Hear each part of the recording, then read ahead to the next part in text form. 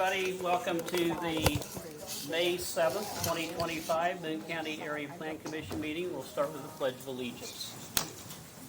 Pledge allegiance to the flag of the United States of America and to the republic for which it stands, one nation, under God, indivisible, with liberty and justice for all. If you have a cell phone, please make sure that it is off or muted. I'm John Merson. I'm the president of the Area Plan Commission. We have a new member tonight, Matt Johnson, who's replacing Dan Fry, and I want to recognize Dan's service to the board. He was very thoughtful, measured. He didn't speak a lot, but when he did, it was usually something very well thought out, and we certainly appreciated his balance. And a lot of times I would listen to him and think, well, why can't I just be quiet all the time? And then I'd shake it off and move on. So I want to thank Dan. He is not here tonight to be recognized, but welcome Matt. Matt is the representative for Advance. And then on with the introductions to my very far left. Deborah Luzier, Area Plan Commission Director. Carol Cunningham, member. Donnie Lawson, member. Bob Clutter, the attorney for the Plan Commission. I'm still John Merson. Jay Schaumburg, member. Matt Johnson, member. Pat Brainer, member. Dustin Plunkett, member. All right. Do we have any changes to the agenda, Deb? No, sir. All right. Do we have any old business? No old business. Okay, so public hearings, we have a conventional petition tonight, and so the rules of the engagement are Deb will read the petition. The petitioner comes to the podium, states their name and address, and writes the same on the tablet provided. They have the opportunity to discuss the petition as presented. At the end of their talk, if they want to talk a lot, they can. If they don't want to talk much, that's okay. We'll have the opportunity for anybody in the public to speak for or against the petition. At that point in time, the petitioner has the opportunity to discuss any of the points that were brought up. We then close the meeting to the public and open it to the board for discussion and a final vote. So petition number one.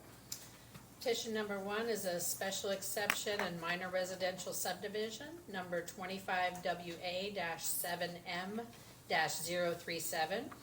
The petitioner is requesting approval of a minor residential subdivision with 3 lots.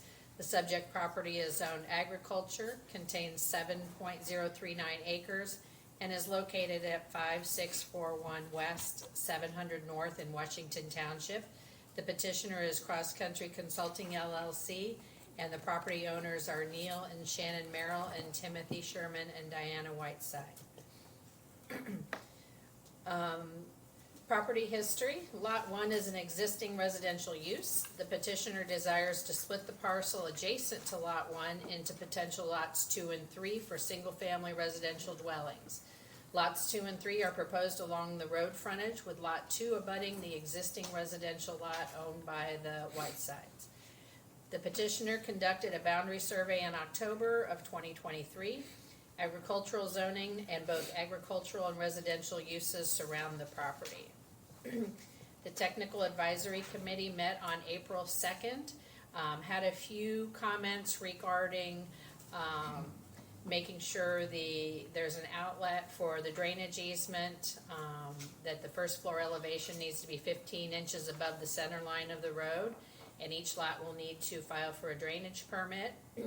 Health Department noted that soil borings for the lots are suitable for an in-ground septic system. Perimeter drain will not be required due to the seasonal high water table. Highway Department noted that if approved, a driveway permit will be required since there's a change of use being proposed. And Planning Department noted all of the comments were addressed during the pre-application discussions. The BZA did approve the special exception at their meeting last month. And with all that being said, staff recommends that the Plan Commission approve the minor residential subdivision with the condition that 1, all remaining tech comments relative to building on the individual sites are addressed.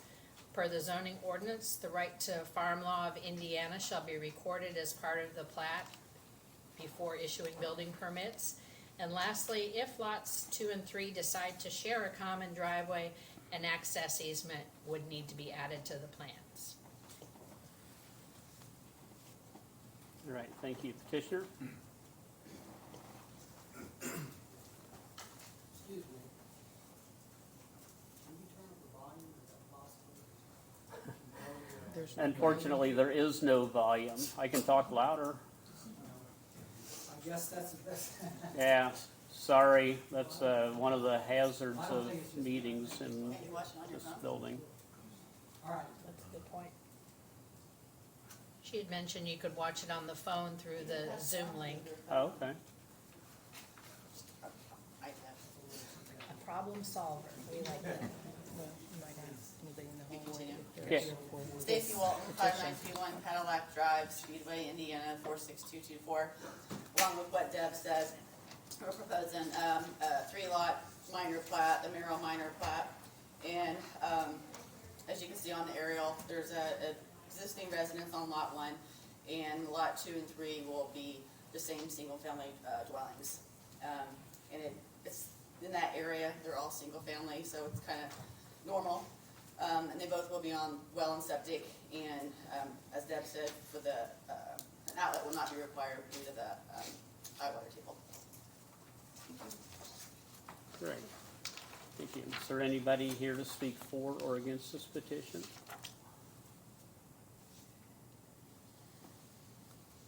Seeing nobody approach, we'll close the meeting to the public and open it to the board for discussion. Dustin? So on the, where'd that go?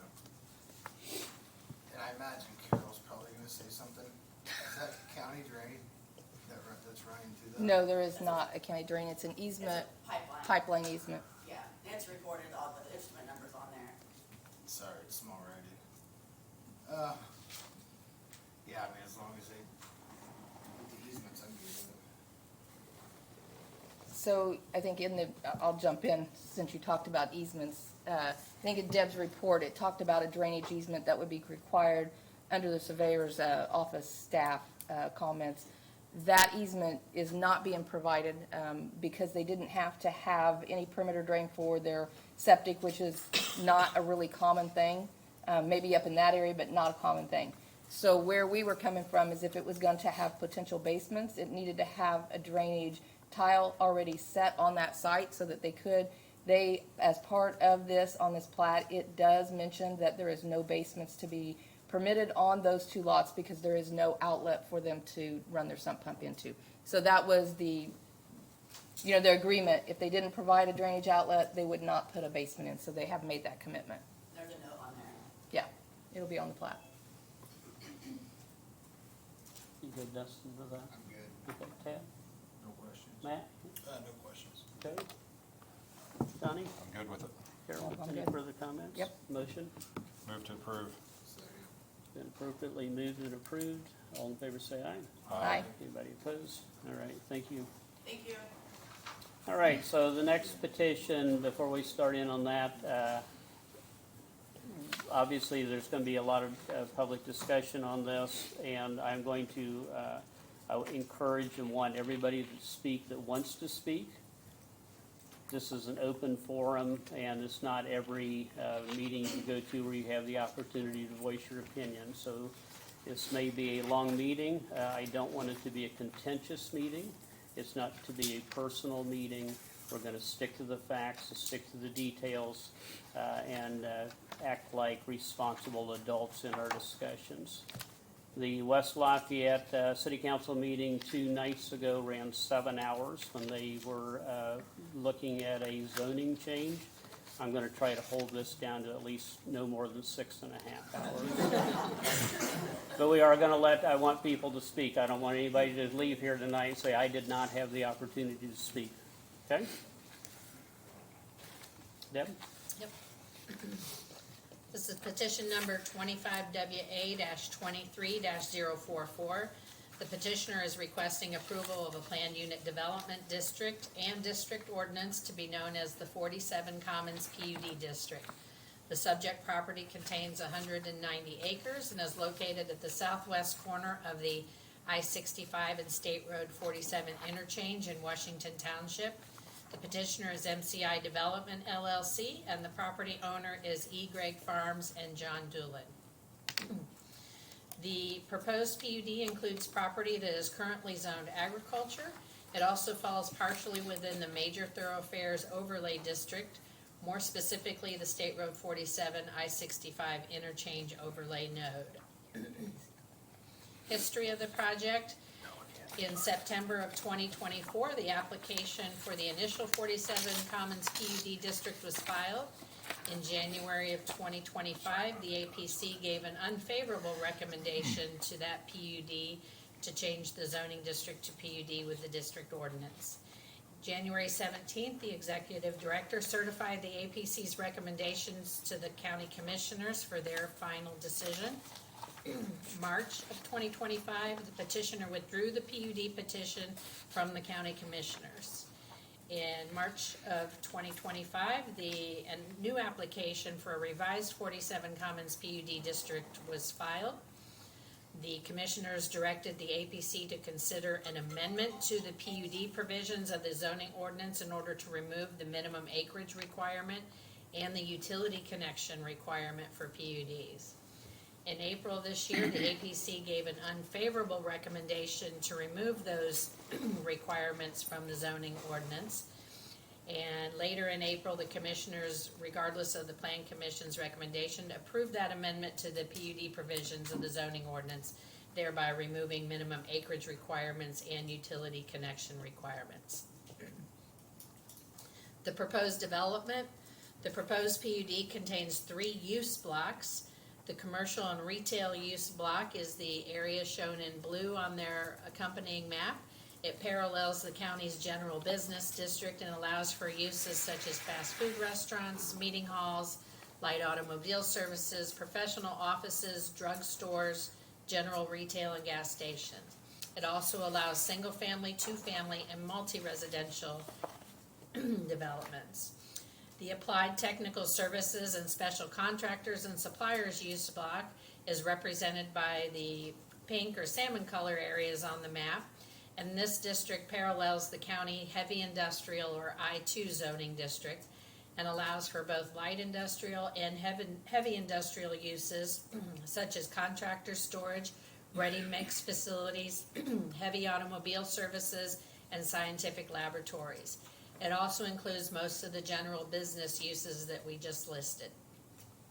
As part of this block, there is a limited identified block which is set aside for the most intense of the permitted industrial uses. Uses such as ready mix facility, fabricated metal product manufacturing, heavy automobile service, and contractor storage facilities are only permitted to be placed in this area.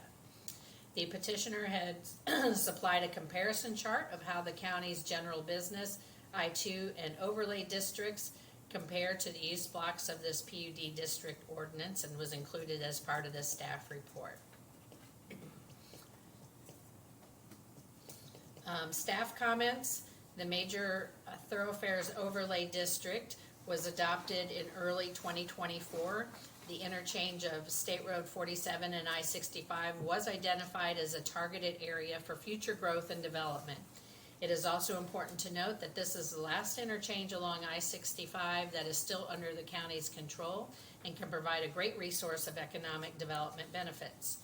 Per the zoning ordinance, this overlay district promotes coordinated quality development per the land use recommendations set forth in the comprehensive plan, which promote quality, innovative site design, and at the same time encourages efficient land uses.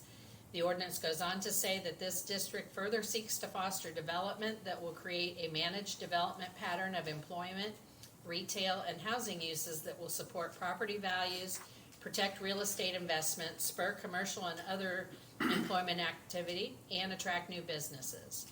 More specifically, the development of these corridors shall be managed by a coordinated set of design principles for land use and site design. These principles are intended to guide individual development activities so that they will work together in support of an integrated and managed land use pattern. The property in the current I-65 and State Road 47 overlay district is zoned agriculture. In order to develop property in this area, owners would still need to go through the zone map change process. Master plan developments. Traditionally, development in the county happens on an individual site-by-site basis. There is no coordination or continuity between properties or property owners when development occurs in this manner. Rezonings occur haphazardly to accommodate proposed uses, and variances are often granted to bypass the development standards of the zoning ordinance. The basic standards of the zoning ordinance, meaning the permitted uses, heights, setbacks, lot coverage, etc., are the only things that provide any guidance as to how development will occur, provided they're adhered to. A master plan development where a single developer controls large expanses of property and establishes the standards for development and continuity above and beyond the zoning ordinance is preferable to the piecemeal development noted above. Among other things, such a planned development offers the opportunity for efficient land use, controlled access to county roads, and the potential for a more cohesive development. PUD districts. A PUD is a zoning district added to the zoning map that is governed by a customized zoning ordinance known as a PUD district ordinance that is written by the developer to suit their needs. The underlying zoning districts and the zoning ordinance would no longer apply to an area that has been rezoned to PUD. The zoning ordinance currently enables the use of PUDs to encourage master plan development opportunities. While the zoning ordinance used to require a minimum of 1,000 acres to establish a PUD and a mandatory connection to utilities, the county commissioners recently amended the zoning ordinance to remove these two requirements. For the life of any adopted PUD, staff and the Area Plan Commission will be charged with administering the developer's PUD district ordinance instead of the county's zoning ordinance for this area. Therefore, it is extremely important that a PUD is well written and the development standards are clearly understood. If something is not addressed, covered, or defined in the PUD, we have to assume that a use or development standard simply is not permitted and cannot be accommodated. This proposed PUD district. As drafted, the 47 Commons PUD is a master plan development of nearly 200 acres. If approved, the Boone County zoning ordinance and the underlying zoning districts would no longer apply. When reviewing the initially proposed PUD, When reviewing the initially proposed PUD in 2024, it was consistently brought up that the language did not incorporate the standards of the existing major thoroughfares overlay district, and that the county had spent a lot of time and resources developing. It was also discussed that the PUD did not address the landscape and architectural standards that have been added to the zoning ordinance with recent amendments. The most recent PUD district ordinance that was drafted includes many of these elements of the major thoroughfares overlay district. Spring Creek serves as a natural boundary and buffer between the commercial and retail use block and the applied technical services and special contractors and suppliers use block. The retail use block, which parallels the county's general business district, encompasses about half of the property that lies within the current overlay district. The industrial uses normally permitted in the overlay district have been removed from this CRU block. Only one gas station would be permitted in the PUD. This would still allow one more gas station to be permitted in the remaining overlay district outside of this project. The bulk development standards parallel those of the overlay district, and the ag buffer against active cropland would still apply.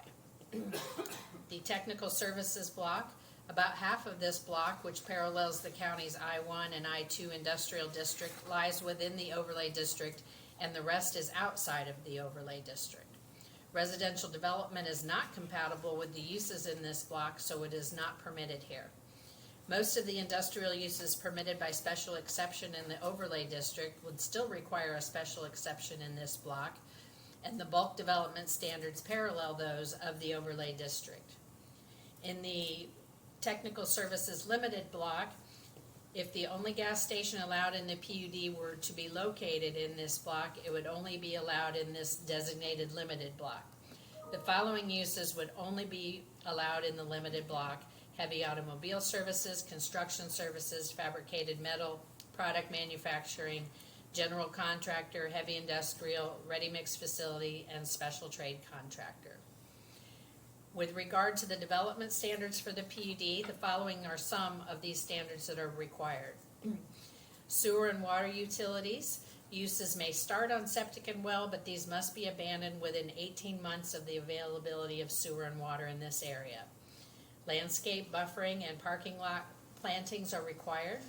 Lighting standards regulating light levels and requiring low-level light intensity fixtures are required. Sign standards to coordinate signs throughout the development, as well as minimize the quantity and size of individual business signs are incorporated. Billboards would not be permitted in this area. Parking is determined on a use-by-use basis.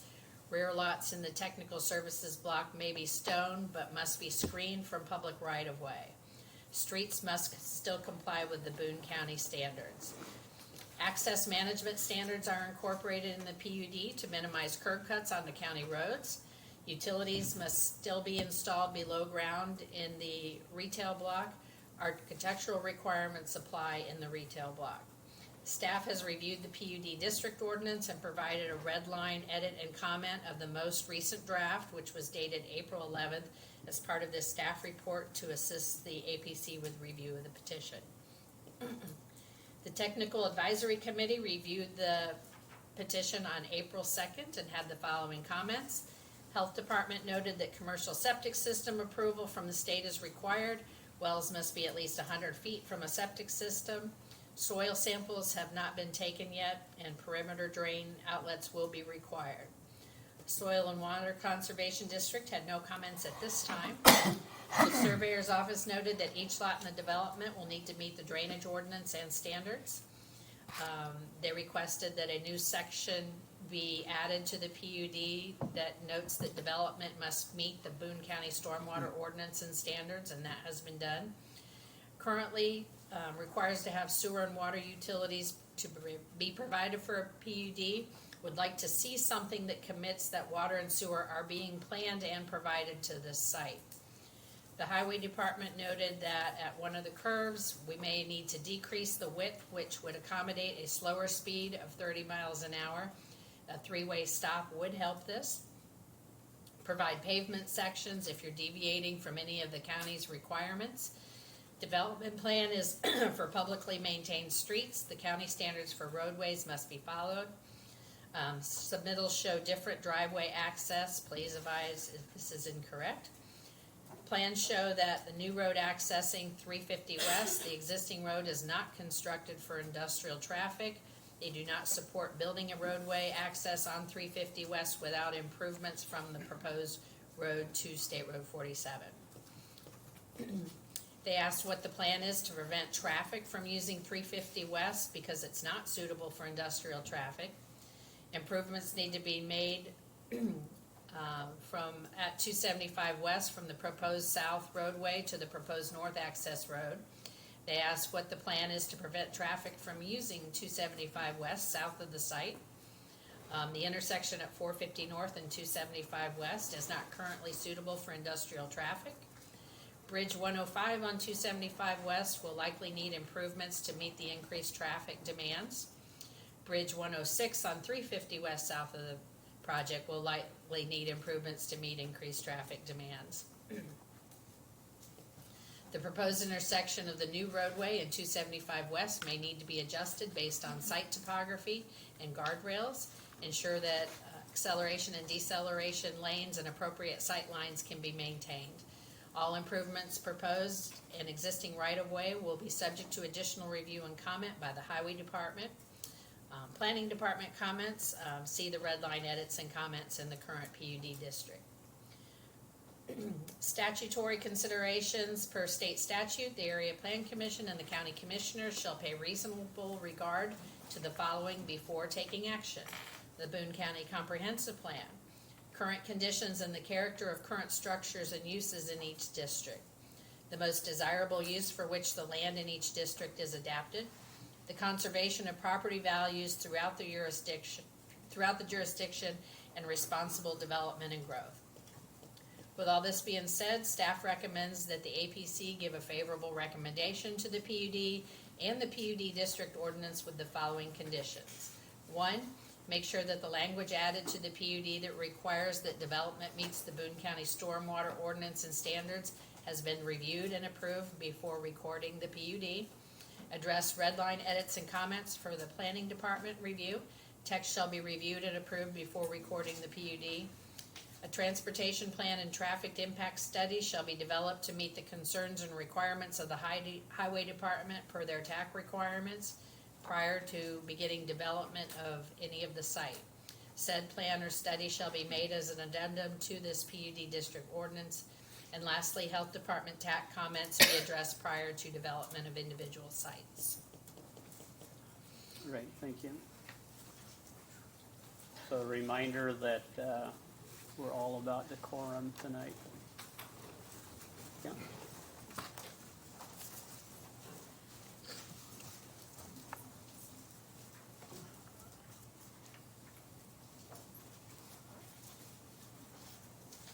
Good evening, my name is Kent Franzen. I'm an attorney with Parr Ritchie here in Lebanon. And it's my privilege to represent MCI Development, the applicant in this proceeding. As you've been involved in this project long before I've participated, you know that Matt Price, a lawyer from Indianapolis, has carried this ball up to this point. Matt has recently retired from the practice of law, and they brought in the B team to see if I could finish it up. So that's why I'm here tonight. The plan this evening is I'm going to make a few brief comments. You don't need to hear a lot from me. First of all, you know I'm not as familiar with the project as others are, and you need to hear from the people who are actually doing this project. So you'll be hearing from Tom Merritt and his son Jake Merritt, and also Matt Hale, who is the president of Shelby Materials, who would be one of the significant tenants in this project. As Mrs. Lazier has outlined, in her history of this project, you've had considerable opportunity to review this prior to tonight. It has changed a bit since you last met. 65 acres is owned by Joan Doolin, has been acquired and added to this PUD. They have added a number of new sections to the ordinance to comply with the staff's requirements, that we incorporate provisions of the county zoning ordinance, design standards, architectural standards, use standards, directly into this ordinance. So that has been done. In my opinion, from what I have learned, I believe this application and this proposed development is consistent with the comprehensive plan of our county. That is one of 5 factors that should be considered. We recognize the land is zoned agriculture, but it is contemplated that this area will develop. It's almost one of the only interchanges along I-65 from Louisville, Kentucky to Chicago, Illinois that is not already developed in some significant way. And I think that the recent amendments to our comp plan and ordinance that have been adopted recognize that this is an area that's primed for development. It's just a question of what kind of development you want.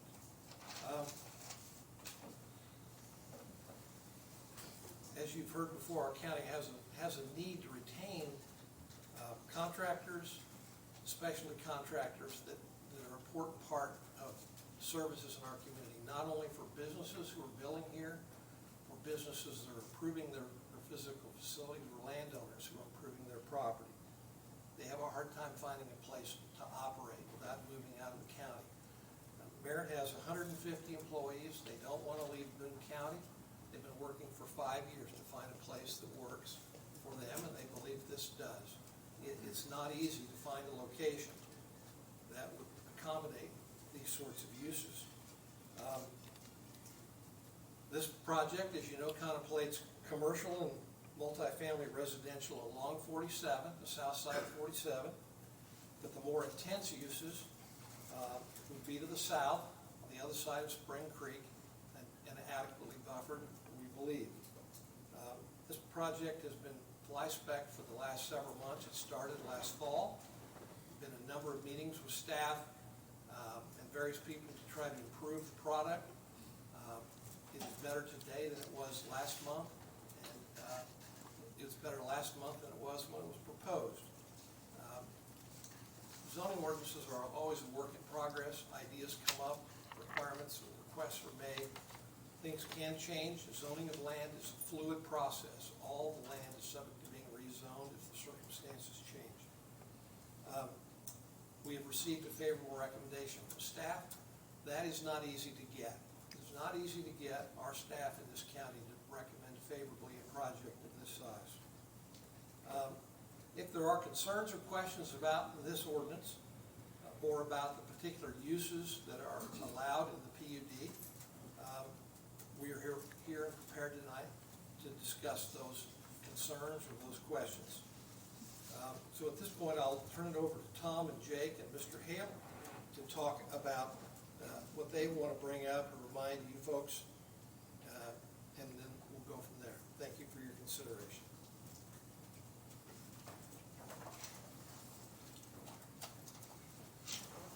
Thanks, Kent. Hey, Dad. Yep. I got 2 extra batteries if you need it. I came prepared.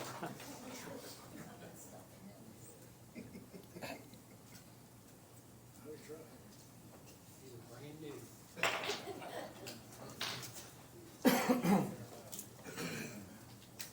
I'll go ahead and get started while they're working on that. Thanks, Kent, appreciate that kickoff. A lot of you know, my name is Tom Merritt. I'm the president of Merritt Contracting.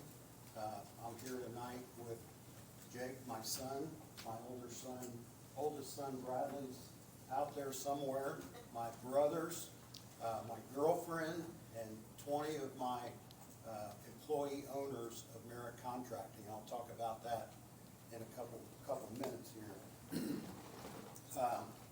Matt Hale is gonna present with us. We felt like it would be important for Matt to come and kind of talk a little bit about Shelby. Matt's not very boastful, but I will tell you that Shelby is one of the premier ready-mix companies in the state. They've been a great partner with us. They've been around a long time. They're a great community partner in the communities that they're in, and they've been a wonderful partner for us, and we appreciate everything they do for us. Want to thank our project team, Matt and Suzanne from Denton's, Kent with Bar Ritchie has agreed to take this on, and Kimley Horn, Brian Sheward is our civil engineer. I'll tell you a little bit, just refresh, Merritt Contracting, I started the company in 1995. We started out doing finish grading for erosion control contractors with a tractor and a grader box. We did that through the summer of '95. Actually, my older brother George here helped me. He worked at Ford in the afternoons, and he would work a little bit in the afternoon, and my employer at the time, who was a great guy, allowed me to do this after hours, after 5:30, and on weekends that we didn't work. So he gave me a great opportunity there. We did it through the summer of '95 and '96. I felt like it was probably something I should try full-time. So I quit my job in '96 and went full-time. From there, we kind of evolved into doing sewer and water connections for single-family homes. From there, we went into doing foundations for single-family homes and commercial work, as well as heavy civil. And when I talk about heavy civil, what that means is we go in and move the dirt, dig the ponds, cut the roads, put the sanitary sewer, the water, the storm, all the curbs, sidewalks, all of that. And then the concrete, we go in and we'll do the foundations, slabs, everything associated with that. And lastly, we are a pre-engineered metal building supplier that we're going to use that to build the buildings in this project. And I kind of want to go back to a couple things here. We have, Kent said it's between 145, it's about 145 employees. Our payroll is about $11.1 million a year. And we've got 145 great people. We're really excited. In January of this year, we converted to an employee-owned company. So all of our employees can share in the growth of the company, and and we have some pretty aggressive growth plans over the next 5 to 10 years. So that's gonna provide them with another vehicle for retirement beyond their 401K. So super excited about that. Currently, I'll kind of go into this slide. This first slide here, this is the current proposal you have in front of you. It's 190 acres of mixed use. As Kent said, it's changed a little bit since you saw it last. The initial investment will be about $30 million over the next 3 years. We envision at project completion, that investment will be somewhere between $150 and $170 million. And we envision probably 85 new jobs being created. 85 doesn't sound like a lot, but one qualifier I would put to that is Lily's and some of these other companies that come in and have lots more jobs. Those people, oftentimes, that they live in Fishers, Noblesville, Carmel, Indianapolis, Zionsville.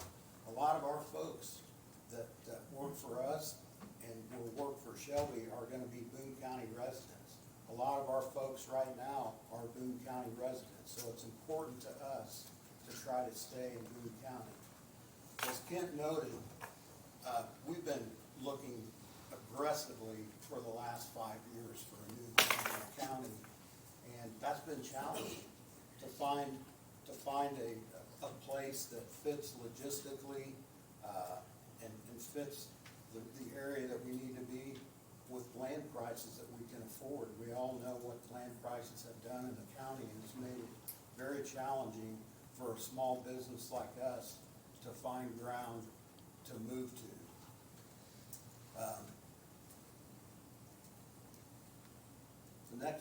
The next slide here, I thought these were important. The picture on the top right is where we're at currently. There's 2 buildings that you see there, and we occupy both of those buildings. Not all of the second building in the kind of the background there, but most of that building. And being in 2 buildings is not ideal for our employees. It's really a pain, and we've got to fix that and move into 1 building.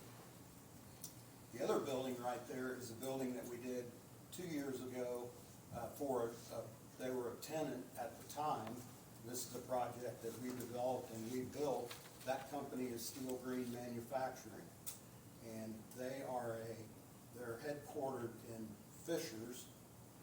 It's Steel Green Manufacturing Advanced Turf Solutions. So they're headquartered in Fishers, but the Steel Green, the founders of that company are Boone County residents as well, and a lot of the people that work in that building are Boone County folks. The founders are Western Boone guys. They've got a great business, and I just thought it was important to show, we're proud people. We're proud of our people, we're proud of our projects, and we're proud of our facilities. We don't, and Shelby will not have a slipshod operation in there. We take care of our stuff. So I thought that was important to point out. We're here tonight to ask for a favorable recommendation. We've been working on this since last fall. Really appreciate Deb's input in our PUD, and we've been working with the neighbors, collaborating with our neighbors out there to try to minimize the impact on them.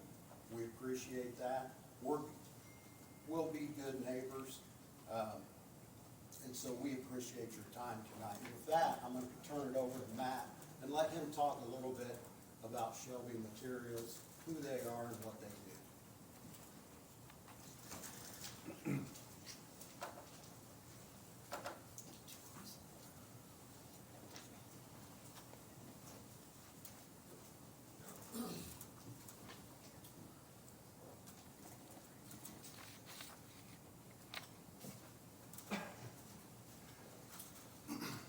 Good evening.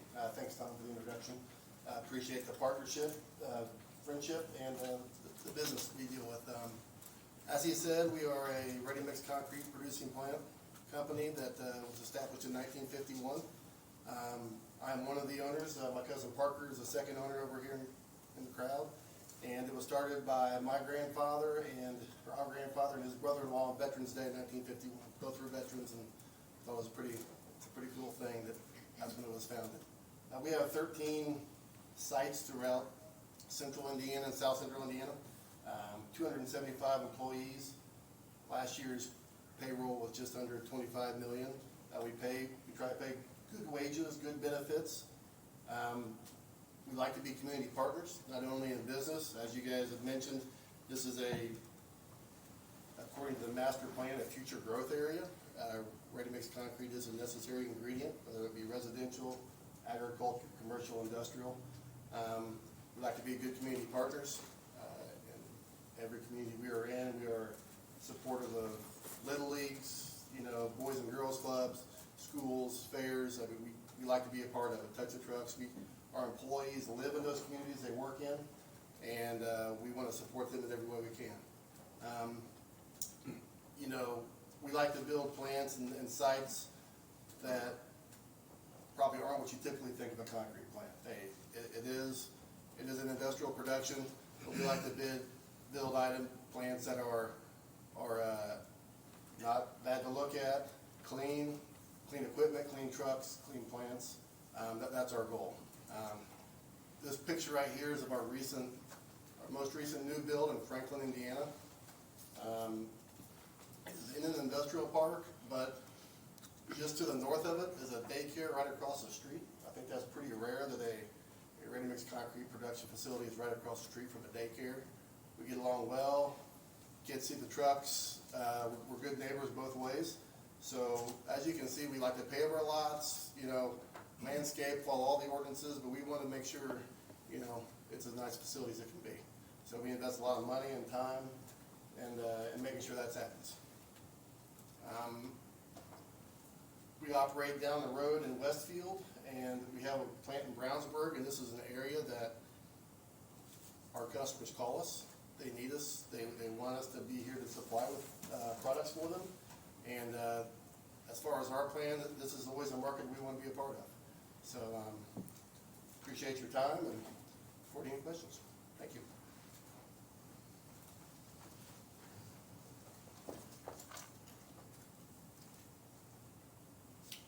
Good evening, I'm Jake Merritt. So this will probably surprise you when I tell you, but I've actually really been looking forward to this evening. There probably isn't a ton of people who would want to get up and speak in front of a room with upset people, but I gotta tell you, I'm really, really passionate about advocating for seeing Boone County develop the right way. Because whether we really like it or not, Boone County is changing, and so I want to be a part of that positive change that I wish to see in the community. Not only that, but we want to really set the standard for what the future development in this area will look like. So with that said, I kind of wanted to walk you through our PUD. I think Deb did a great job, so I won't really belabor it. The changes that we've made since last meeting.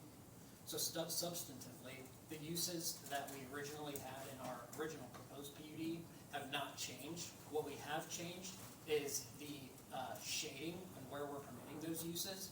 So we kind of tried to circle up with as many neighbors as we could. I just checked my calendar. I had 92 meetings between our January meeting and today. So we tried to just meet with as many people as we could. And what we heard was that north of the creek, if we could keep the lighter industrial uses and certainly our heavier industrial uses on the south side, that would be ideal. And when we really stepped back and thought about it, we were like, that makes a ton of sense. And so we just decided to make that whole block our commercial retail use block. So like Deb mentioned, that's restaurants, there's probably a C-store, a little gas station there. It's a child care center. We've been approached by several people, and we totally agree. The need for child care in Boone County is pertinent. And so that use as well we'd like to add, and even some layered housing with townhomes and multifamily. And so that's really kind of a phase 2 of our project. That's not an imminent, that's probably 30 months or so out. The south side of the creek is our Applied Technical Service and Specialty Contractor use block, the TSCS use block. And then the further darker red is the limited TSCS use block. And that's where our offices will go, and that's where Shelby will go. So we really liked that, the natural buffer that's along Spring Creek, we felt like really served as a solid buffer to buffer that from the north part of our project. So just, I won't read through all of these, but these are what I consider the biggest changes that we've made since our last January meeting. So our goal was to preserve the overlay district except for that, really that limited applied technical service block. And so we think we did a good job with that. In fact, several uses, as Deb mentioned, on the north side of the creek that are permitted by the overlay district, we went ahead and struck because we just didn't feel like it fit with our vision for the project. Same thing on the south side. So like residential and stuff is permitted in the overlay district, but we went ahead and just struck that from south of the creek because we don't feel like that fits with our vision of the project and our applied technical service space. So some other things that we changed is we did remove billboard as a permitted accessory use within the TSCS use block. We increased the mounting height to 8 feet. It was 6 feet. So we feel like that was something we heard and we're happy to do that. We're requiring controlling developer approvals prior to submittal to the APC for development plan review. We are the controlling developer, so what we're hoping there is we can just serve as sort of like a filter before anything would even get to you guys. We're noting that above ground utilities are permitted only within the TSCS use block, so everything north of the creek will have utilities underground. We mandated compliance with the architectural requirements in the Boone County zoning ordinance. We added marquee sign character imagery. We required a drainage plan to be submitted with an application for development plan review. Required maintenance surety to be posted when infrastructure is dedicated after the release of the performance surety. And we clarified several definitions, including the definition of mixed-use development. And so that was a non-defined term within the overlay district. And so we really thought that could be problematic in the future. We obviously don't think that our project fits underneath the definition of mixed use. I think of mixed use as like retail along a front and then like residential above. But I think it could be interpreted, because it's not a defined term in the overlay district. We wouldn't want someone to come along and be like, well, this is a mixed use project, so it should be permitted. I mean, it says mixed use. So that we clarified the language there. We clarified minimum front yards definition, and then we clarified the planting language around lot perimeters.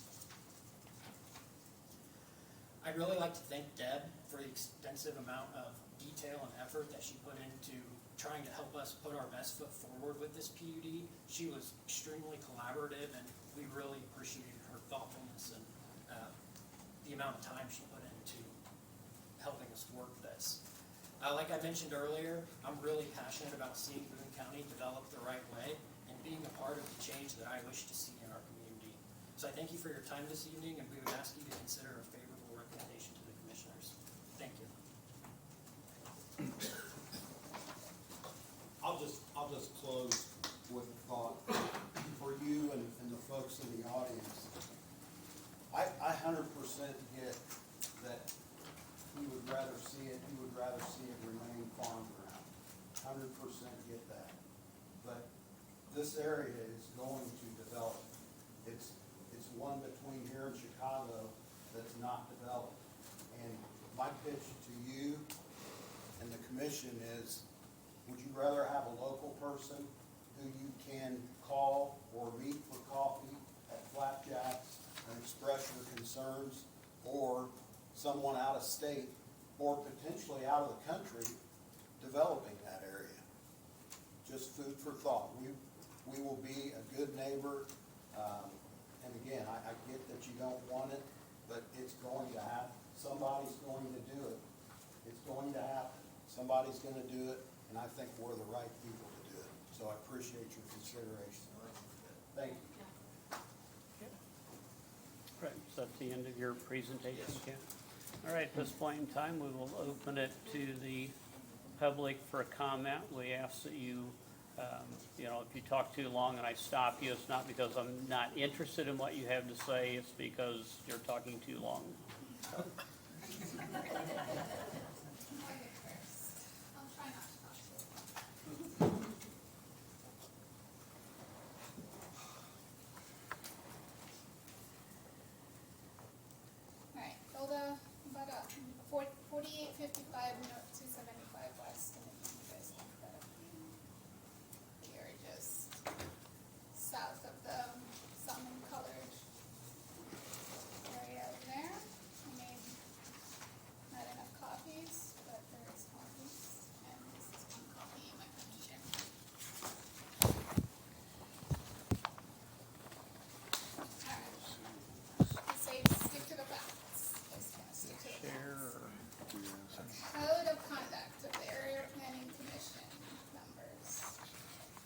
7, paragraph 7.2, conflict of interest. I'm gonna read 7.2.1, APC members.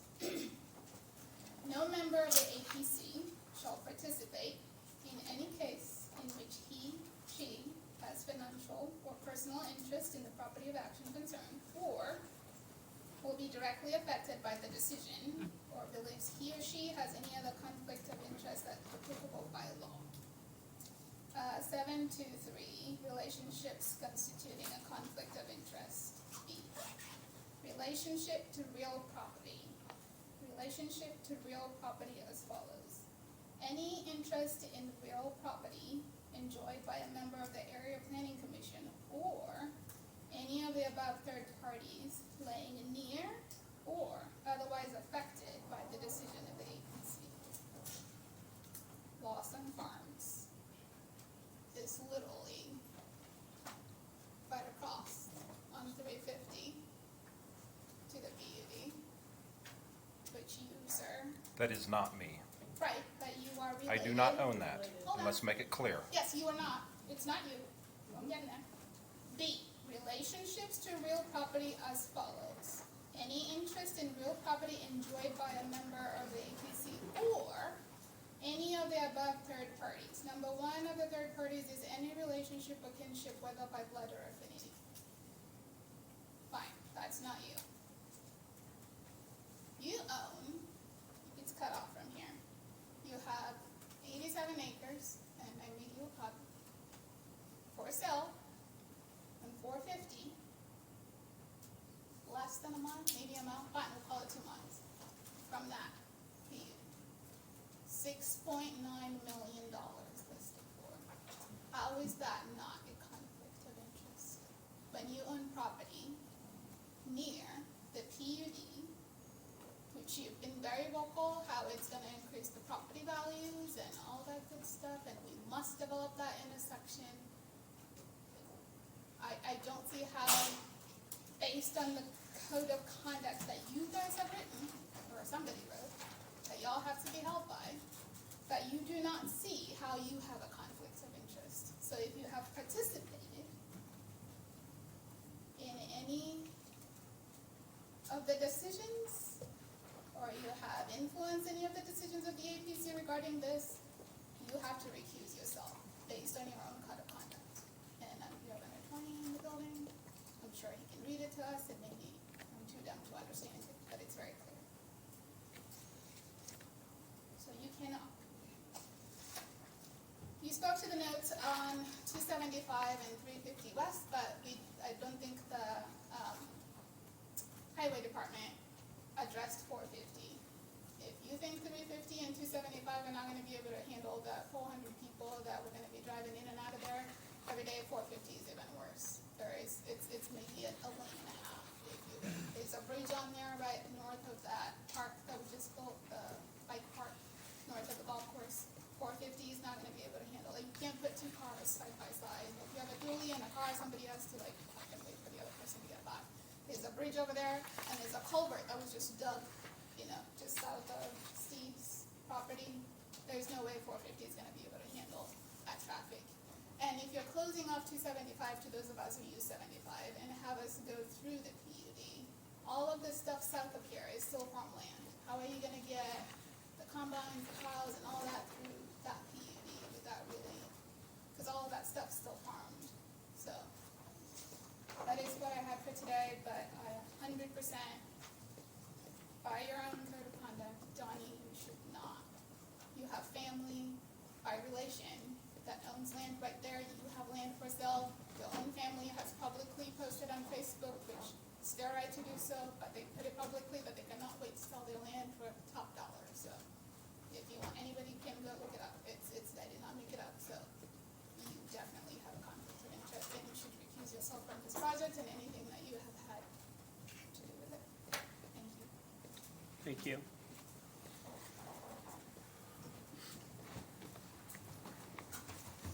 Hello, I'm Britt Reese. So I live at 6519 North, 350 West. So right across 47 on 350. So the decision around the PUD, I'm going to make this bigger so I can read it. So the decisions around this PUD will have both intended and unintended consequences that will make an everlasting detrimental mark on this county. This is not just a PUD. It is the first PUD to come forth after the commissioners threw out the acreage and water, wastewater utilities requirements in the county zoning ordinance. It is the first PUD to test if the county will respect the wishes of residents and uphold the overlay district that took substantial resources, funds, and community engagement to craft. It is an impending decision that will set precedent and ripple through the county. If the PUD passes, it will also threaten one of our vital resources, water, and send the message that Boone County zoning ordinances do not have standing and can be overwritten on a whim. So an example of that, everybody here familiar with Dayton Freight, right? Across from this, on the other side of 65, they still own property over there called Stream's Edge. Well, that's the name they have it under. So this specific PUD, as a permitted use, has freight terminal in it. So if you approve this PUD, Dayton Freight's gonna come right back. And you're gonna have to approve their PUD too, or their request. And we're opening the floodgates. And so we'll end up with a heavy industry corridor that will destroy this part of the county. Because once you make this exception, the rest will follow. So I don't know if I can share my iPad, so I'll Vanna White a couple maps for you. So the first thing I want to talk about a bit is the water. So the new PUD, with not having any requirements for utilities, wastewater hookup. So anybody can drop a high capacity well if they want to now in the county, right? So I want to show you a map. I'm gonna blow it up here. So this map here is wells in Boone County. So you see, right here there's a cluster. Right here there's a cluster, right here. These orange triangles. That is where Lebanon gets their water from, by Sugar Creek. Over here, this cluster, this is where Thorntown and their utilities, that is where they get the water for the town of Thorntown. So there's Lebanon Utilities, there's Thorntown.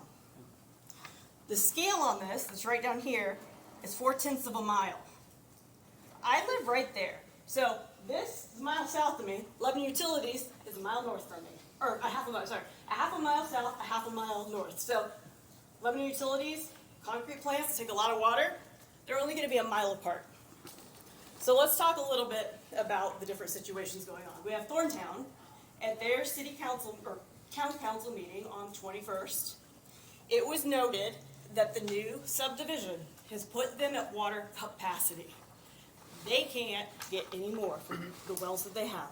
So they're in the process of obtaining state revolving fund money to go and create a new well field, drill some more new wells so that they can pull more water. We know Lebanon's water situation, and they're having to pull water from outside of the county to fulfill the needs of Lebanon.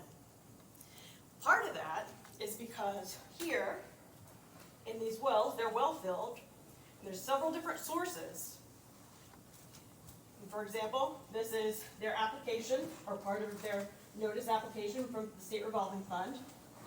Lebanon cannot pull any more capacity from those wells. It's tapped out. That's why they're bringing water in from Hamilton County. And so this is also supported by the IFA, their water study from 2021. So the reason that this is so important to talk about Lebanon, Thorntown, and this Merritt development where you're doing high water industry is they all sit here in this blue space. So you see this highlighted in blue?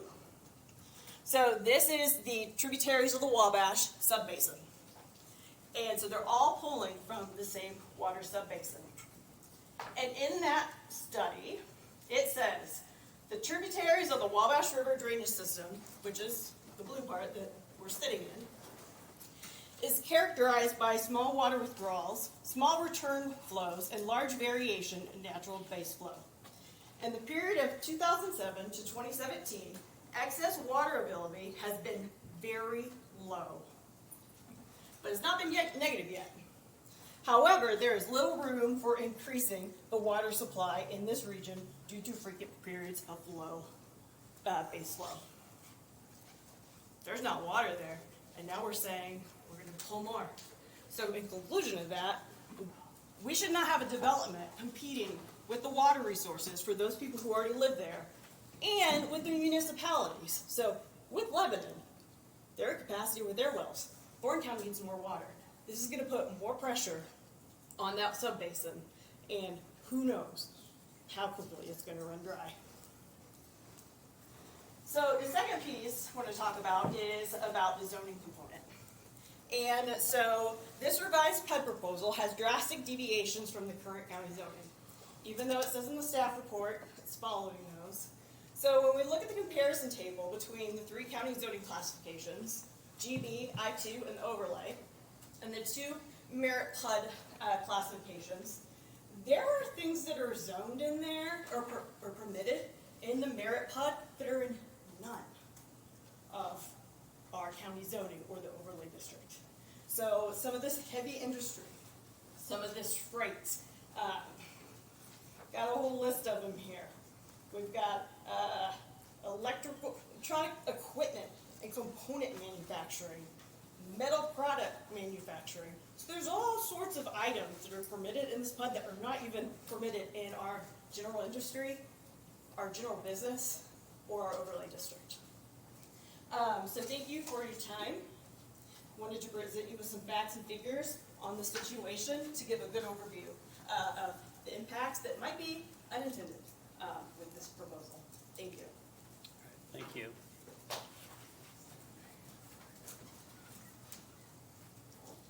I can't imagine that only 2 people want to speak. Oh, there's 3. So there's a big intimidation factor here. I'm Tom Jacobs, 4855 North 275 West. A lot of people want to say no, but they're also friends or neighbors. They don't want to stir the pot, but they really don't want it. So there's a bit of intimidation factor of not coming up and talking to you guys. It's understandable. They've lived in the county since they were born. They've owned land since they were born. So that's why you're probably not going to get a whole lot. So I just have a quick question. I got more than that. But the quick question is, if you guys take over the north side of 275 West, who gets that property? If that road is no longer used, what happens with that property? You know what I'm talking about right there. Does anybody get it? Does the state just leave it as an abandoned road? Does it get plowed up and turned into just grassland? Like, is this something that's been thought about, can be thought about? You're the first person that's brought it up, so we'll refer to Mr. Clotter. Merritt's put it in his blue lines. Generally speaking, when a road is vacated, the commissioners can do a formal legal process of vacating it, and then typically the adjoining landowners take possession of it. So it'd be split. Yes. Generally. Okay. Everybody keeps talking about how this is the last non-developed area. I think we should be proud of that. We don't need it developed to maintain what we're doing. We can maintain farmland, and then when people pull off the road, they can see it, that we don't need it. So this constant, we have to develop it. It's going to get developed. The threats, it will be developed. Why? It's owned by farms. There's farmers that want to buy it. Why can't it stay farmed? Obviously, there's a financial aspect to it that somebody's looking for, so it's probably going to get developed. I see no benefit to the neighbors. It only benefits the developer and somebody else's wallet. Doesn't benefit anybody's houses. Everybody talks about property value. Every house on the street's $1 million house. How much more do we want? Like, the only thing that does is give you guys more of our tax money. That's right. I don't need my property value increased. So, to me, as a neighbor, no benefit. Last meeting, the reason for rush, that we had to rush to develop this, was said by you. We're trying to attract somebody to put water in. Citizens is already trying to get water up here. It's up to 6 years before it gets water all the way up here. So therefore, we don't need to rush. It's already on the way. But that's only water. You still have to get rid of it. So, who's doing that? You want to put a water treatment plant right there? Kind of annoying, but you guys are going to do what you're going to do. Mr. Shelby talked about the fact that there's a preschool across the street. Look around. What else is there? Storage facility, another industrial place, some other thing. I didn't see houses. You know, so what's that got to do with anything? I don't know what else to say. Thanks. Thank you.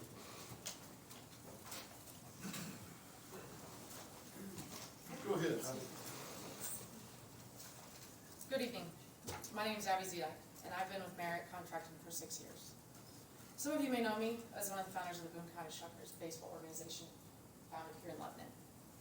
We are proud to have over 70 athletes here in Boone County. I want to take a moment to share a personal experience. My family and I live southwest of town, Middle Jamestown, big industry, right, blown up. We just rebuilt our home after a house fire and built an indoor and outdoor baseball facility on our property. That property today is surrounded by rapid growth developing. Unfortunately, the developers involved in that are out of country, Denmark and Jersey. So, when concerns arise, right, I don't have anyone local to go to. I can't go knock on a local business door, have a sit-down conversation to discuss my concerns, have a conversation how it's affecting me, my family, my organization, and my own neighbors out in Middle Jamestown. So that's why I'm here today. That's why Merritt stands out to me. We are a local company. We are rooted in this community. Not only accessible, but we are also genuinely committed to working with residents, stakeholders, and everything at stake. That makes a true difference to me. Why? It's not just about building structure, it's about building trust. And trust is something I've realized over the last couple of years of seeing in my backyard, more than ever, because I'm in the middle of it myself. I firsthand see what it's like to make decisions without community input or consideration for a long-term impact. It's frustrating, and it's at times feels like the voice of the people living here every day get lost in the process. But with this development, we have an opportunity to do it differently. Merritt Contracting is local, is committed to transparency, is committed to listening and doing it the right way, not for profitability. That's why I'm here today, not just as a supporter of growth, but as someone who wants to see the growth done the right way. So in closing, I'd like to say let's support the kind of development that puts people first and the kind that we can be all proud of for years to come. Thank you. Thank you.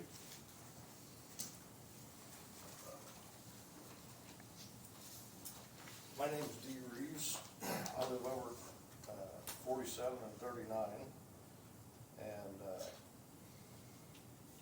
I've seen enough with the Lily's development to discourage me about anything else out here. I moved to the country so I could be in the country, and when I sit in the backyard, all I see is a glow that looks like Indianapolis. I'm not a fan. My other concern is the water. They're talking about drilling a well until they get water to them. My well, water in my well has already dropped about 15 feet in the last 20 years. When they drill this well, who is going to pay to drill me a new well and lower my well? Are you guys going to pick that bill up to take care of that for me? I'm retired. I can't afford to do that again. So is that something that you guys are willing to pick up the tab when you dry me up? I mean, no answer, no thoughts? What about the sewage? We don't do wells. I understand. It's I understand. sorry. That's just sorry, take it, we're gonna do what we Well, want to do. we can't make a commitment I understand. to Just so your well, but your concerns are justified. Okay. I'm not minimizing your concern. Okay. You're just looking at me saying, what are you gonna do? And I'm just pointing out that I don't do well, so. Yeah, well, I'm just asking who's gonna pay for it if I get I dried should have out. channeled Dan Fry, I guess. And, the other question is about the sewage. If they do all this development, I mean, the sewer plant here in Lebanon's already like run over and doing all its capacity that it could possibly do. Are they gonna build another sewer plant within close proximity of all the wells? Has that been a study of anything? Are they gonna truck it off daily or, you know? I'm just kinda curious of what's gonna go on there. And, you know, I just had a couple of, you know, basic stupid questions from a dumb guy that lives in the country. So that's my question. That was what I was concerned about. All right, thank you, appreciate it.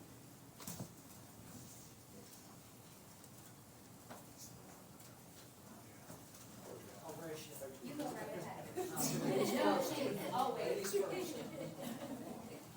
My name is Ed Toole. I didn't want to drive all the way down here and at least not have my voice heard. I don't know a lot of the information regarding it. This seems like a great gentleman as far as person to do business in this county. However, with that being said, I do remember John, Connie, this postcard I got of the overlay district a year ago. And we had a big meeting about what was gonna be acceptable, what wasn't gonna be acceptable. There's a lot more people than there is in this room here. And I think, listening to Deborah, that the APC has denied this application twice. Is that where we stand now? Sent an unfavorable recommendation. We did not deny. Okay. Well, I guess I just don't understand why we would need, he wants a business, I get that. Why do we need a subdivision as well? Why do we need a subdivision?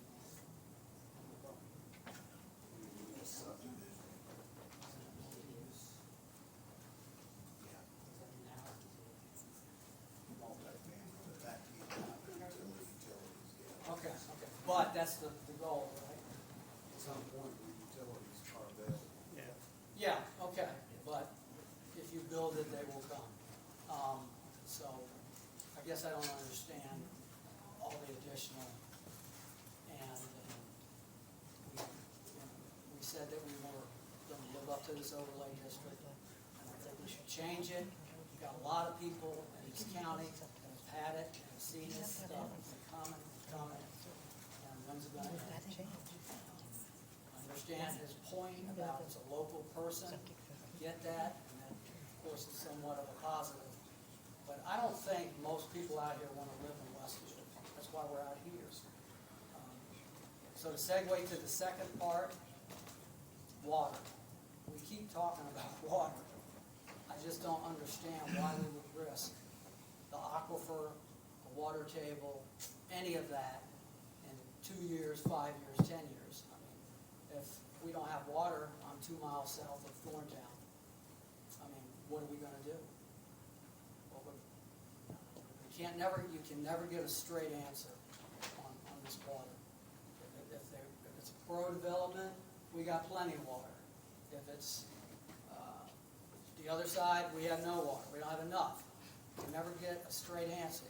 And I understand you can't look underground and see what's there. I was at Thorntown City Council meeting Monday, me by myself. They have a new subdivision going in out there. They've only got enough water right now for 70 of the 163 homes. I mean, so they're talking about drilling another well, as Britt was alluding to,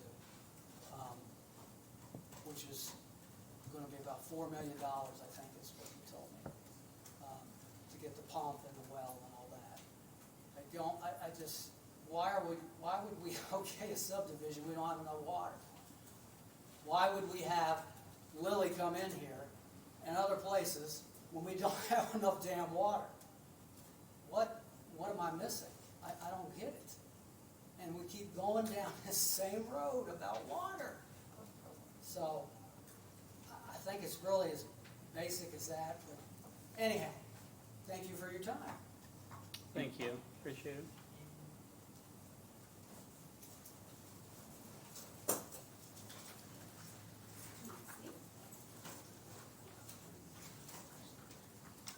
Crystal Sheets, I live on Elm Swamp, close to 47. My little speech is basically about the integrity of the company. So first I would like to say that I was born and raised in Lebanon. I live just a few houses down from the IMI plant on Indianapolis Avenue. I know there were previously concerns about, you know, the chemical odor, debris, and health issues with having a concrete plant close by homes and all of that. But I grew up there. We never experienced anything affecting our homes, our health, our property. I saw a family living on that same property who raised their children and lived and still remain unaffected. And then my husband and I have raised both of our boys in the same house I currently live in on Elm Swamp. We're surrounded by active farmland, walk our dog through the field, around the field. And on one occasion, we actually smelled a really bad odor of, you know, whatever they spray out in the fields. And it was hard to breathe. And later I was asking the farmer, you know, what chemicals were being sprayed out there. It was like unusually hard to breathe. And she told us to don't walk out there when it's hazardous. It's not safe. Don't go out there. You shouldn't even be sitting outside on your patio when we spray the fields because we're surrounded by fields. So with that experience, I was reminded that agriculture supports our community, but it also has risks. So even though there are farmlands and they're sacred, everybody wants things to be just how they are. They don't want change. But with that brings the subject of safety. I work at Merit Contracting, where safety is not just a word. It's our #1 priority and the first and most important of our 6 core values, which are safety, is determined, team-oriented, problem solver, lifelong learner, and do the right thing. We aim for every team member to return home in the same condition as they arrived. I firmly believe that Tom Merritt is upholding all core values in the planning and design of the new Merritt Contracting site. The reality is, we don't live in an all-organic, risk-free world. Growth is happening in our community and it's necessary, whether it's a concrete company, a pharmaceutical research facility, or even something as simple as a flower shop. Change is inevitable, and with it comes some level of concern, and not everyone will be pleased with the outcome of these decisions. Everyone in this room, everyone, has the power to help shape the growth in a way that respects the future of our community and for each other. Thank you.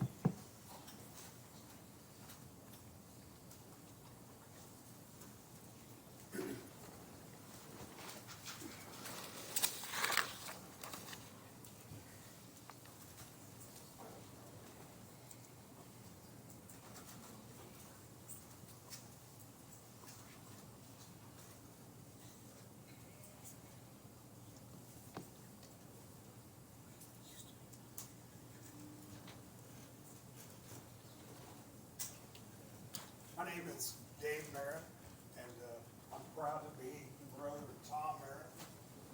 He's my younger brother. Proud to be the uncle of Jake Merritt, my brother George here, and I'm really proud of the company that we built here in Boone County. You know, no one likes change, like Crystal said. No one wants to, when you move out into the country, you want to be out away from everybody and you don't want development building up around you. And one of the questions was, well, why do we need development? Why don't we just stop it? It's like, well, unfortunately, people have children. The population keeps growing, and you know, I'm on the latter stages of my life, and a lot of people in this room I know is probably my age or a little older, and our time is is coming to a close, but our children and our grandchildren, we want to give them a place to go and work and make a good living. We've had a lot of development here in Boone County, a lot of it out by us, in the warehouses. Those are okay jobs.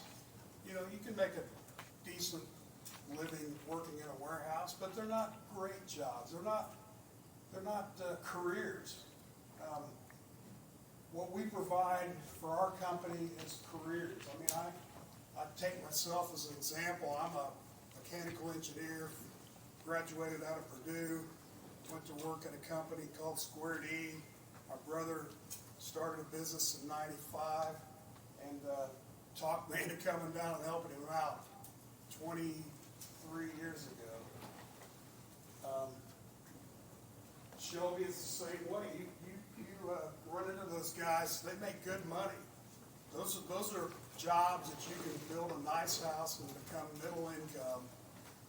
You're not going to be stuck renting an apartment for the rest of your life. And we're not Amazon. We're not Lilly. We don't have tons of money. We're just a small company trying to grow, bringing jobs to Boone County. And I appreciate everything everybody said here today, and I don't think I don't know that I'd be any different if I were in your shoes. You know, the water got brought up half a dozen times. I'm confident that the county I know that county and the Lebanon City is working on the solution. It may not come tomorrow, but they are bringing in water from other places, and that'll get resolved. I'm confident of that. By 2030, and just for what Lebanon is going to do. So I appreciate your time and your attention. Thanks. Thank you.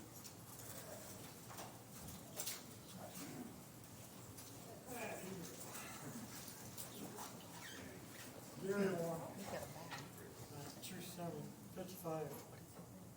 5750. 275 West.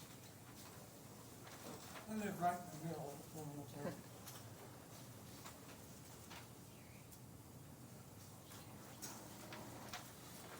It's all written down.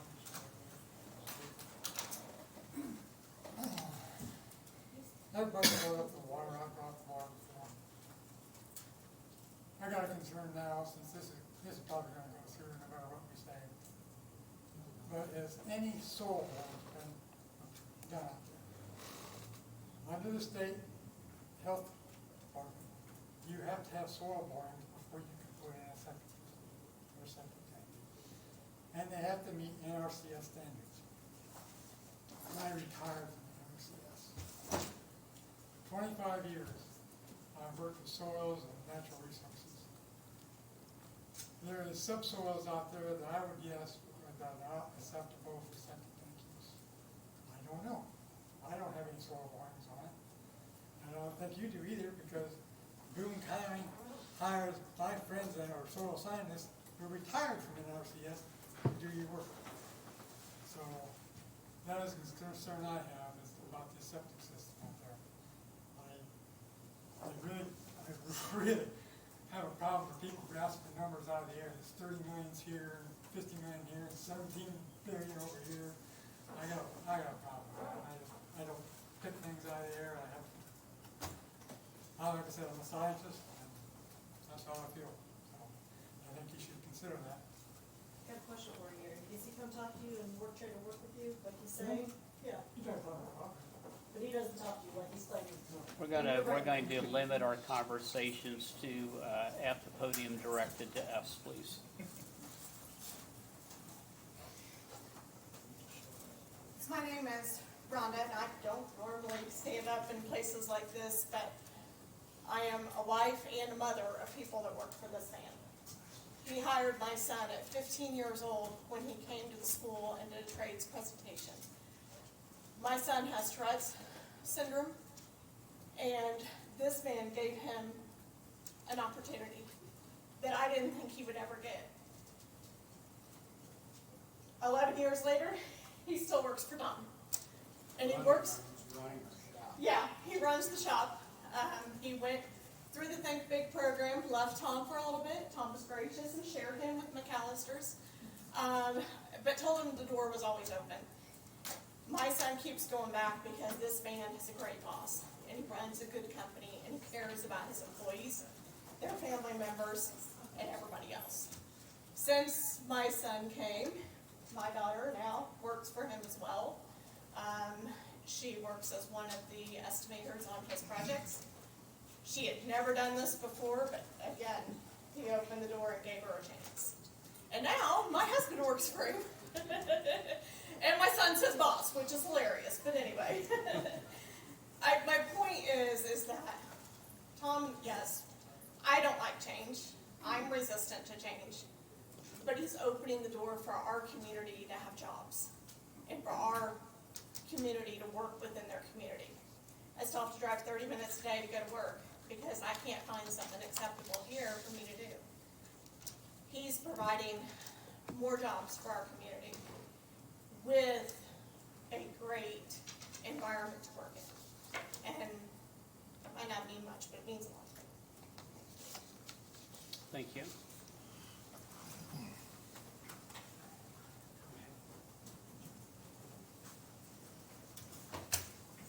I'll try to be quick, but I can tell you that may not happen very often.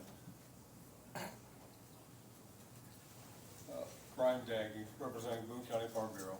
Our board has looked at this project and discussed it.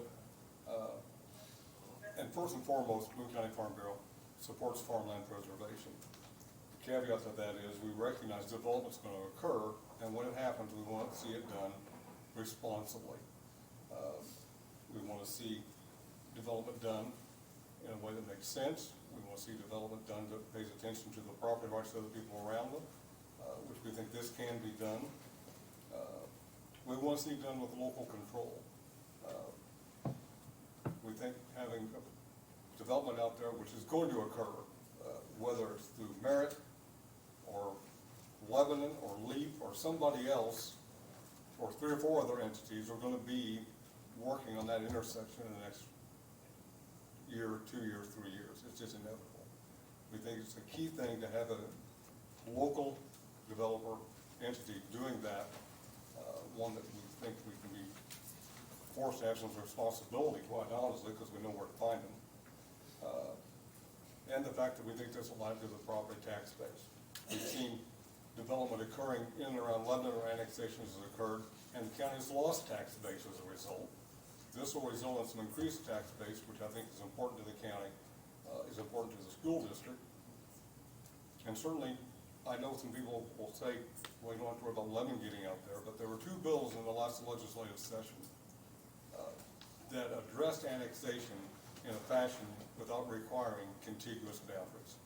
So there are people out there considering how they can make those leapfrogs on annexation again. So if we're going to have a project here, we want to see it done, we think, through a local entity. So Farm Bureau is supportive of this. We want to see, make sure that they have their proper safety and controls. We think the APC and the zoning, and Deb in her office can do that. So we're in support of this. Thank you.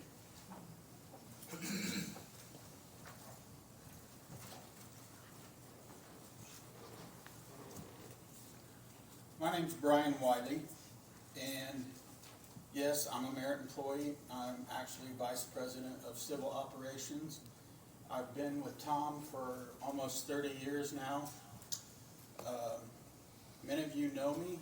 Some of you know my family for sure. I've grown up in the county, farmed. My dad farms in the county. My family's been in the county for decades, generations.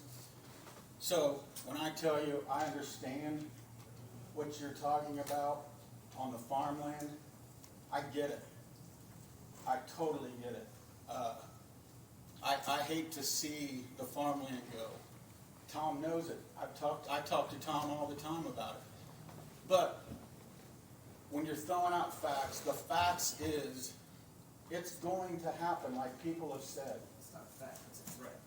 No, it's a fact. Look, Look at Hamilton County, look at Hendricks County, it's coming. That's not a threat, I'm not threatening anybody. Ask you to address us, please. Well, he addressed me, so I'm just turning around and answering the question or statement. But, you know, what I do know, and, you know, I started off my career out of college in the ag industry. One fact in the ag industry is farming's tough. There's some of you are farmers in here, many of you aren't. Small farms are going away. If you're not a large farmer, you're not making a living. You know, my dad's a testament to that. It's getting grabbed up by corporations, big farmers. And this provide, you know, 30 years ago when I came, it's like it provided me a career that I didn't know that I could have. I wouldn't have had what I have now if it wouldn't have been for this career that I end up changing. And that's what, over the years, that's what we've provided. Some of them have said to the youth of Boone County. Many of us live in Boone County, have always lived in Boone County. Not everybody, but that's the same no matter what company you work for. You know, what I know is like, we try to work with everybody. You can, you know, whether it's customers, whether it's neighboring people, we're just out there doing the work. And neighbors come on the projects that we're on. We try to work with people the best we can, and that means a lot to me. That shows the integrity. That's why I've been here for 30 years. And I think that is really the case for the surrounding, you know, landowners, homeowners, to consider that. It's like we're not going anywhere. We don't want to go anywhere. We want to stay in the county and continue to provide those opportunities for kids that aren't even born yet. So I urge you guys to give a favorable recommendation and, you know, go from there. Thank you. Thank you.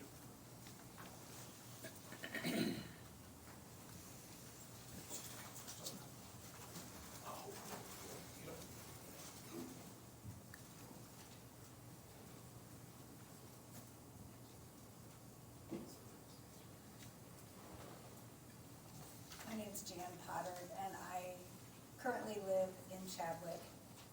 I moved up from the southeast portion of the county in 2007, and at that time, I could look out my backyard and have all the stars in the world. And now, I have nothing but the lily plant in my sky, and it blocks out all the stars.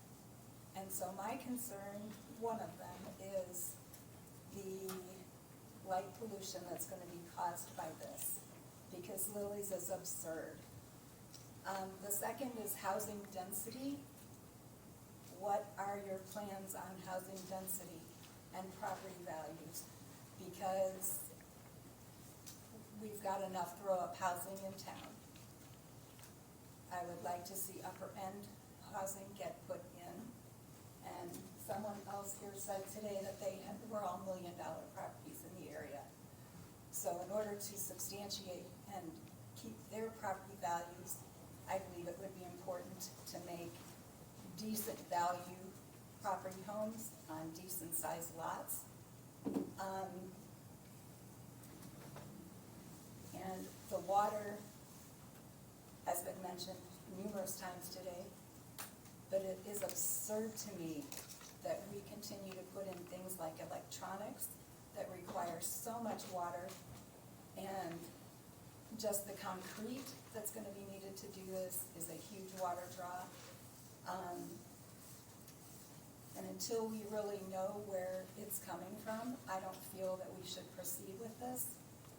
I will say that I totally support the companies that are behind this. I like the idea of staying local, having somebody that you can knock on their door and say, I want to see this, I'd like to see this changed, how are we doing this? So as you go forward, I would like them to be the companies that do it, but I would like you to address the concerns that we've all mentioned. Thank you. Thank you.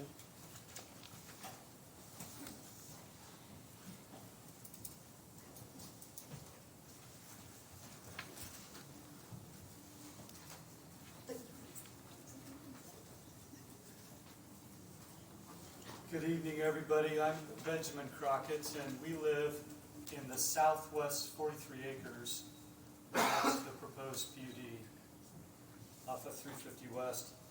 My wife Alice and I have 6 children, and I moved there from the southeast corner of Boone County, and we have cattle there. So if you drive by, you'll see our cows.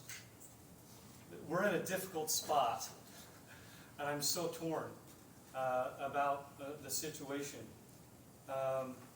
My wife and I have spent many hours discussing how to respond, how to approach this. I think if any of us think at this point we're stopping the LEAP project, it's like trying to stop the Missouri River with our hand.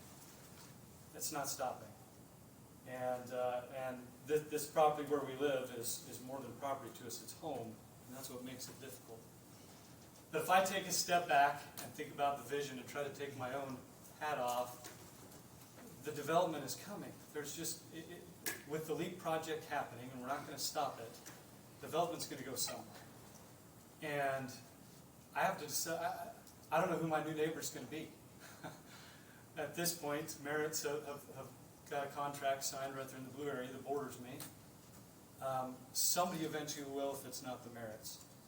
And when I think about this location, the 47 Commons, it's right off the interstate, it's in a major corridor.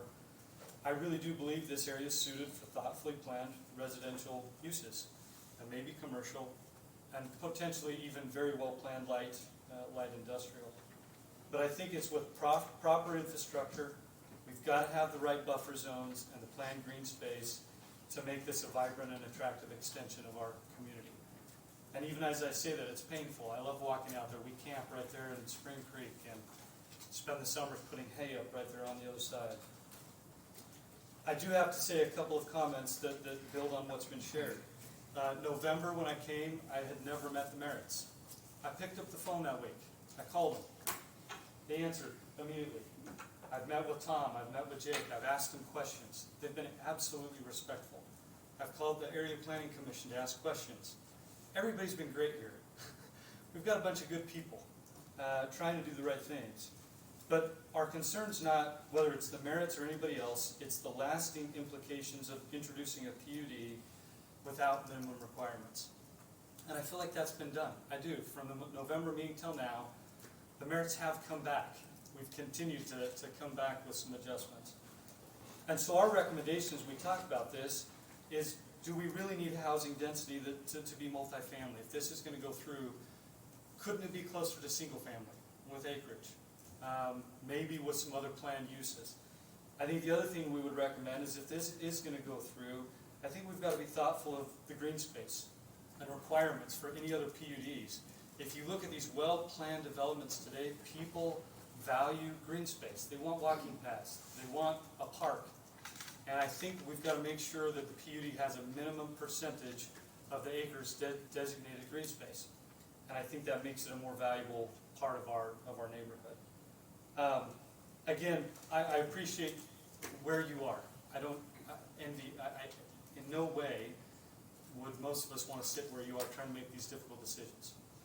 Because probably most of us in the room didn't have any decisions with what happened on the other side of 65. Now we just have to respond appropriately. And so our recommendations, if it does proceed forward, let's really be thoughtful about the housing density and what we provide, as well as I really think we do need a minimum PUD size. I know that was removed, but I think that once this is approved, there's going to be other people coming, and we don't want a hodgepodge of PUDs throughout the county. And whether that's 200, 250 acres, there needs to be some sort of a minimum. So, thank you everybody for your time. Thank you.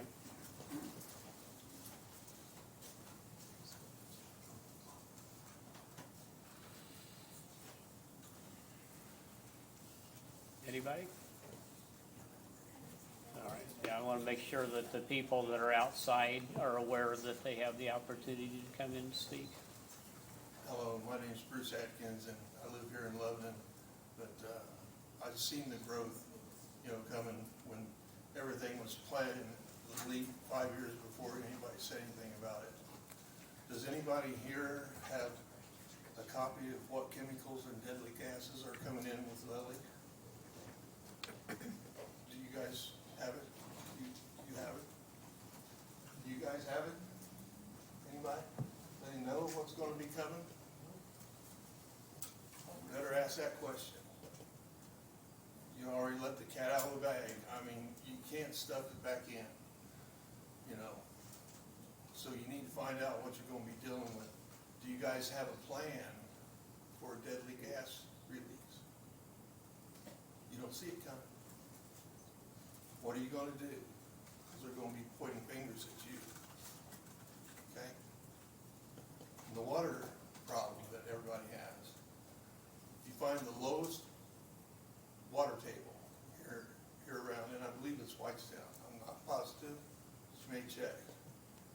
But Lilly should pay, put in a reservoir, and they would gladly pay if somebody had the sense enough to just stop, make a plan for it, get with them, get with Lilly Global. They're good people. I've talked with them. I've worked around them. Go down and test the water that's coming out of the plant, and if it comes into Sugar Creek, they need to reserve all the water that they treat. If it's good enough to put into a Sugar Creek, then it's good enough for them to water the grass there on the grounds. If they really want to conserve water, that'd be a great thing to ask them to do. So, but yeah, I want you guys to find out what's coming into the county, because I have grandchildren here. And if something happens to them, I'll be coming and pointing fingers at you guys. You need to find out, okay? And then you need to let everybody know. Everybody.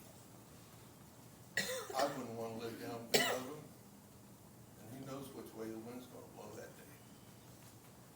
Thank you. Thank you.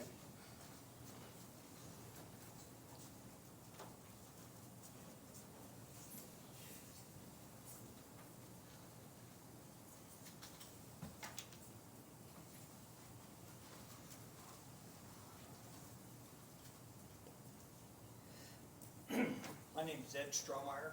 My family owns all the land completely on the right-hand side of that picture and the bottom side of that picture. I grew up right there. They tore my home down when they built I-65 back in the 60s, so I've seen a lot of changes up here. But I will say I have no answers for the water and sewage. Don't know anything about that. I can just say this, though, that I will say that that my home is in that little triangular section right across from that pink area. And Tom was come to me, and we kind of worked out a solution that could be very beneficial to my property. And also Gary's, Gary lives in that square gray area with the pond in the middle, and so we've got some things going that could help. The two of us anyway. Still, they didn't do anything for water and sewage or anything like that. I'm like everybody else. I really don't like change. I would rather it not change. But I will say this, that as soon as they put that interstate through there, we knew for the last 50 years, we've known that we own development property up there. I mean, it's just gonna happen, just like they say, it's gonna happen someday. And if you guys determine that this PUD thing is correct for the county, then I will say this, that there's not a better person to do it than Tom Merritt.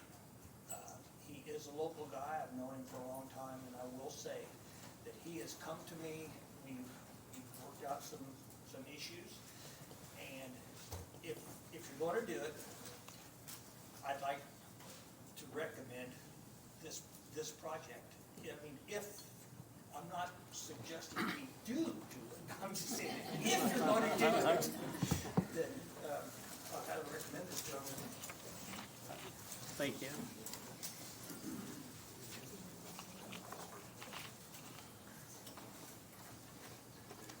Anyone else?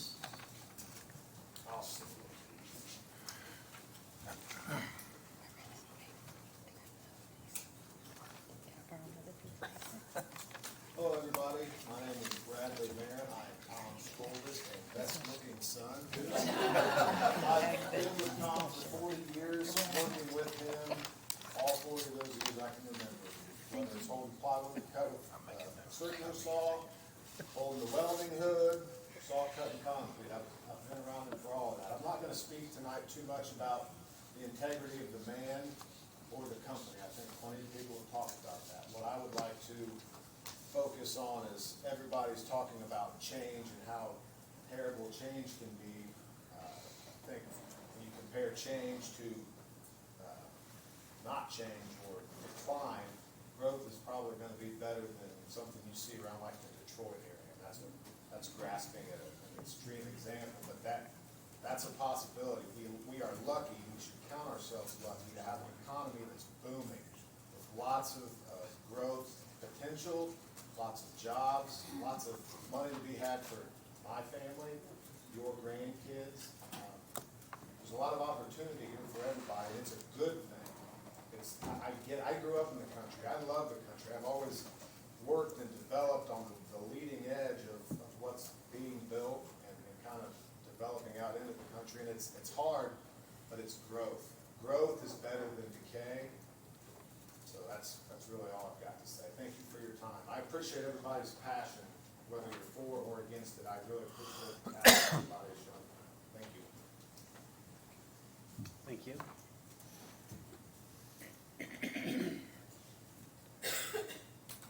Anybody else? Austin Hart, I'm with Merritt Contracting as well. I can't speak too articulate about what's going on up here. I run the concrete division for Tom. A lot of these people here in the room, I work with every day, get to see every day. One thing I can definitely say, construction is an industry. It's a good living. You can do a lot for your family with that. Hats off, big thanks to Tom. He's allowed me to be able to provide for my wife and family. I've got 5 kids. I'm on the north side of Lebanon, not too far from Brian. He's my neighbor, which I love, being out in that area, so I understand what everybody's feeling. And seeing with this, I'll kind of mirror what a lot of people have said. I'd rather us be in there doing that, looking out for everybody around there than just anybody. Like I said, it means a lot to me to be with this company. It's done a lot for me. Tom himself has done a lot for me. I'll always be grateful for that. So yeah, I would like you guys to vote favorably on this. I don't have a whole lot more to say. That's probably more Tom and Jake on specifics, but nothing but good things to say. So thank you for your time. Thank you.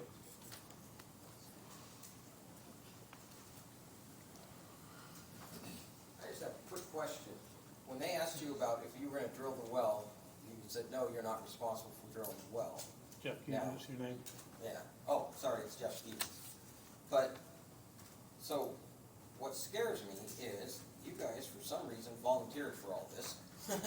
And you're gonna make this decision, but you don't wanna take the responsibility for that decision.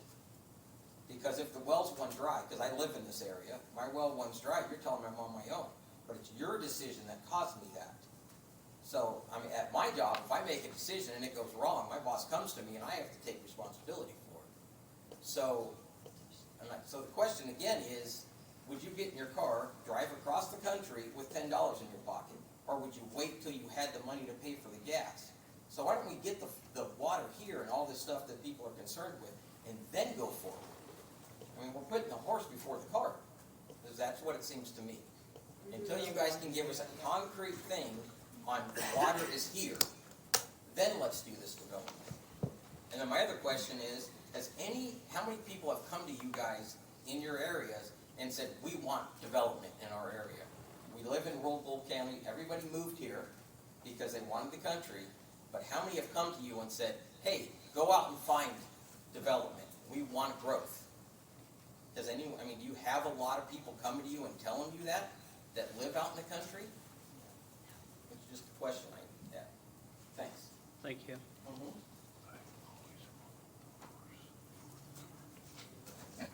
know I spoke, but I'm just going to ask again. Not against development, we talked. I would rather see you bring your company, and we've talked about this. I don't understand why it has to be